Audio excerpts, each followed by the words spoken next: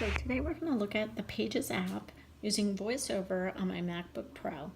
And we're going to learn how to open, create, and then save a document. And then we're going to look at how the Pages app is accessible.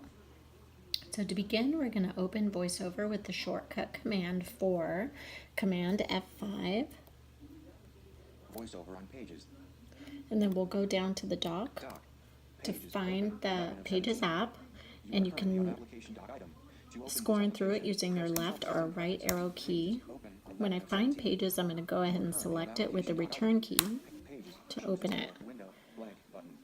The app contains numerous templates, creating a variety of different themes I can choose from. I can navigate through them by hitting Tab until I get to a blank document. Untitled window, body, edit text. When you create a new document, you'll be placed in a box which you can type. Inside Pages, you can write as you normally would with Safari and Messages.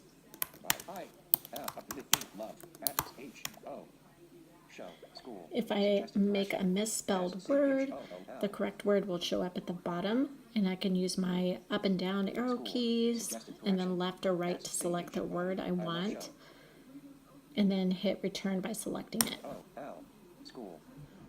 When it's time for me to save my document, I can go to Command S. Save in dialog 4 window untitled save at school at UFF. And then to navigate through, I'll hit the tab button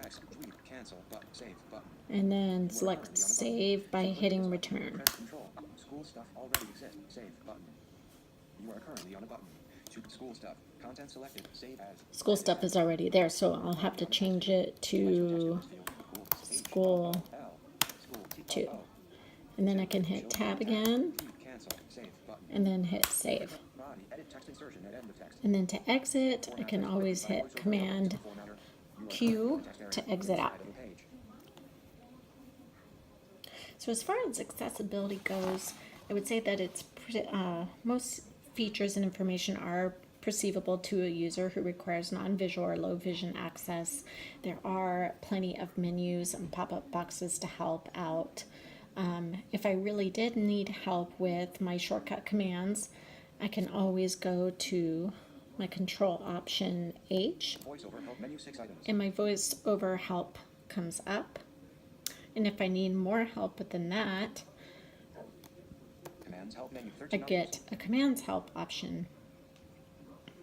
There's also, as you can see in the bottom left here, there are plenty of synchronized captions on the bottom left of the screen for additional description.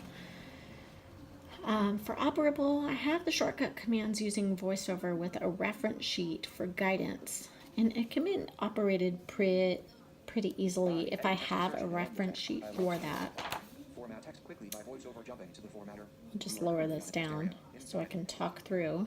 But some of the there are numerous commands to help with this app that are already featured onto my MacBook Pro.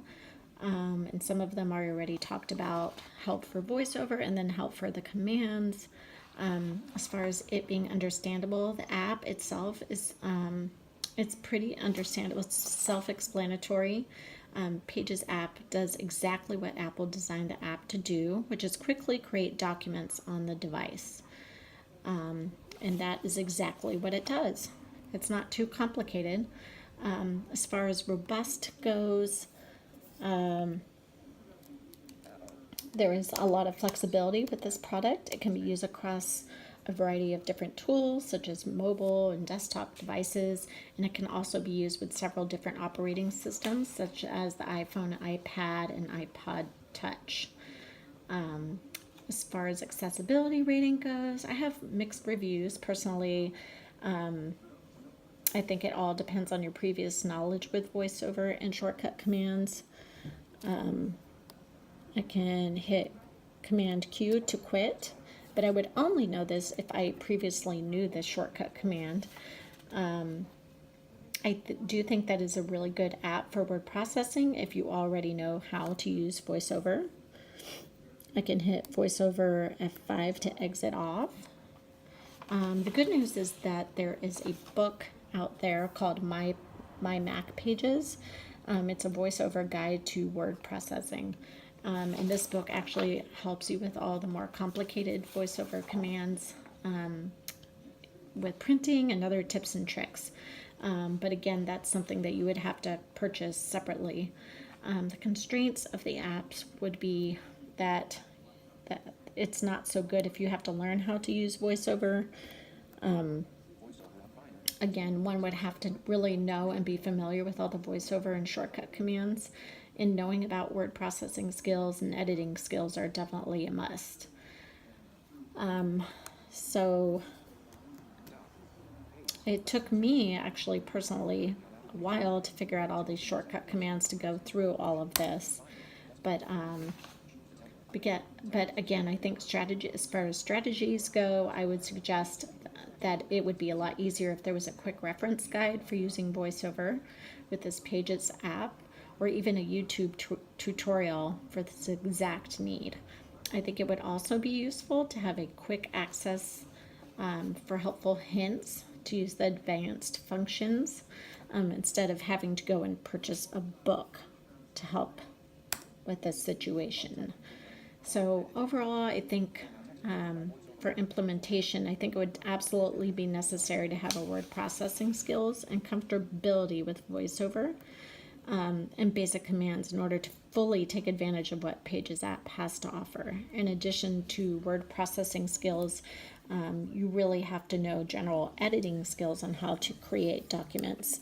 I think you really need to know how to use a tab button, how to be able to underline, use italics, and use the bold. Just in general when you create documents. I know how to do that because I can type my name,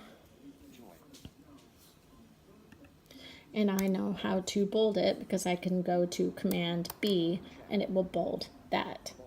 But if you don't know that, if you don't know that editing skill on your own, it would be significantly a little harder to go with this app.